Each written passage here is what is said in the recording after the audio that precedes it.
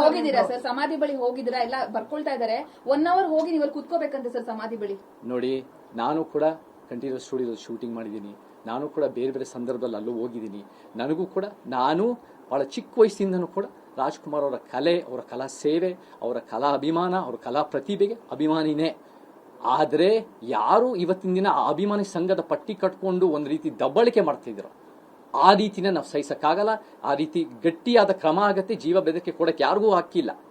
ನಾವೆಲ್ಲರೂ ಕಾನೂನು ಅಡಿಯಲ್ಲಿದ್ದೀವಿ.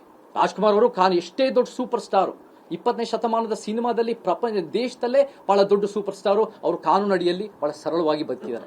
ಆ ರೀತಿ ನಾವು ಬದುಕೆ ಹೊರತು ನಮ್ಮ ಕೈಯಲ್ಲೇ ಇದೆ, ನಾವು ರೀತಿ ಒಂದು ಜನ ನಮ್ಮ ಕೈಲಿದೆ, ನಾವು ಹೇಳಿದ್ದು ಏನ್ ಬೇಕಾದ್ರೂ ಮಾಡಬಹುದು ಅನ್ನೋ ರೀತಿಯಲ್ಲಿ ಆ ರೀತಿ ಮಾಡೋದು ನಾವು ಒಪ್ಪಕ್ಕಾಗಲ್ಲ. ಕಾನೂನುಬದ್ಧವಾಗಿರ್ತೀವಿ, ನಮ್ಮ ವಿಚಾರಗಳು ಮಂಡಿಸ್ತೀವಿ, ಪ್ರಜಾಪ್ರಭುತ್ವ ಎತ್ತಿ ಹಿಡಿತೀವಿ. ಅದೇ ನಮ್ಮ ಬೆಂಬಲಿಗರು ಮಾಡಿದರೆ ಅದನ್ನೇ ನಾವು ಮುಂದುವರಿಸ್ತೀವಿ. ನಿಮ್ಮ ಮುಂದಿನ ನಡೆ ಏನು ಸರ್? ನಮ್ಮ ಮುಂದಿನ ನಡೆ, ನಾವೆಲ್ಲರೂ ಕೂಡ ನಮ್ಮ ಬೆಂಬಲಿಗರು, ನಮ್ಮ ವಿಚಾರವಂತರು, ನಮ್ಮ ಸಮಾಜದ ಕನಸುಗಾರರು, ಎಲ್ಲ ಒಂದು ಚಿತ್ರರಂಗದ ಅಭಿಮಾನಿಗಳು, ಕರ್ನಾಟಕದ ರಾಜ್ಯಕ್ಕೆ ಹೋರಾಟಗಾರರು ಮತ್ತೆ ಕಾನೂನು ಸಲಹೆಗಾರರು ಎಲ್ಲರೂ ಸೇರಿ ನಾವು ಹೆಂಗೆ ಇದನ್ನು ಮುಂದಿನ ಹೆಜ್ಜೆ ತಗೊಂಡು ಕಾನೂನು ಅಡಿಯಲ್ಲಿ ಕೆಲಸ ಮಾಡಬಹುದು, ನಾವು ಪ್ರಜಾಪ್ರಭುತ್ವವನ್ನು ಎತ್ತಿ ಹಿಡಿಬೇಕು ಅನ್ನೋ ಕೆಲಸ ಮುಂದುವರಿಸ್ತೀವಿ. ನಮಗೆ ಯಾರ ಮೇಲೂ ವೈಯಕ್ತಿಕವಾದ ಸೇಡ್ ಇಲ್ಲ, ವೈಯಕ್ತಿಕ ಕೋಪ ಇಲ್ಲ. ನಮಗೆ ಕಾನೂನು ಮೇಲೆ ನಂಬಿಕೆ ಇದೆ. ಒಂದು ಉತ್ತಮ ಸಮಾಜದ ಕನಸನ್ನ ನಾವು ಬರೀ ಮಾತಲ್ಲ ಅಷ್ಟೇ ಅಲ್ಲ, ನುಡಿದಂತೆ ನಡೆಯೋರಾಗಬೇಕು ಅನ್ನೋ ರೀತಿ ನಾವು ಕೆಲಸ ಮಾಡ್ತಾ ಇದ್ದೀವಿ. ಸರ್, ನೀವು ಸ್ಟಾರ್ ಅಂತ ಹೇಳೋದ್ರಿಂದ ಡಾಕ್ಟರ್ ರಾಜ್ಕುಮಾರ್ ಅವರಿಗೆ ಸ್ಟಾರ್ ಅಂತ ಪಟ್ಟ ಕೊಟ್ಟದ್ದು ಯಾರೋ ಒಂದಿಬ್ರಲ್ಲ, ಇಡೀ ರಾಜ್ಯದ ಜನ ಕೊಟ್ಟಿದ್ರು. ನಿಮ್ ಮಾತು ಯಾವ ತರ ಇದೆ ಅಂದ್ರೆ ಅರ್ಥ ಮಾಡ್ಕೊಳಕ್ ಆಗ್ತಾ ಇಲ್ಲ. ಮುಂದೆ ಕಳಿಸ್ಬಿಟ್ಟು ಹಿಂದ್ಗಡೆಯಿಂದ ತಲೆ ಹೊಡೆಯೋ ತರ ಇದೆ. ಅದು ಯಾವ ರೀತಿನೂ ಅಲ್ಲ. ನಾವೆಲ್ಲರೂ ಸರಿಸಮಾನರು, ನಮ್ಮ ಸಂವಿಧಾನ ನಾವು ಸರಿಸಮಾನ.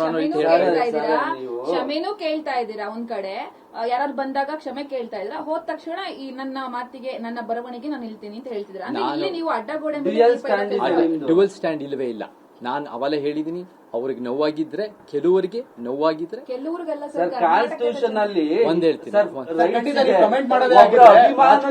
ಧಕ್ಕೆ ತರದಂತೆ ನೀವು ಟ್ವೀಟ್ ಮಾಡ್ಬೇಕಿತ್ತು. ಒಂದ್ ಹೇಳ್ತೀನಿ, ನಾನು ಯಾರಿಗೂ ಧಕ್ಕೆ ತಂದಿಲ್ಲ. ನಿಮ್ಗೆ ಧಕ್ಕೆ ತಂದಿದ್ದೀನಿ ಅಂದ್ರೆ ನೀವು ಕಾನೂನಾತ್ಮಕ ಕ್ರಮ ತಗೊಳ್ಳಿ.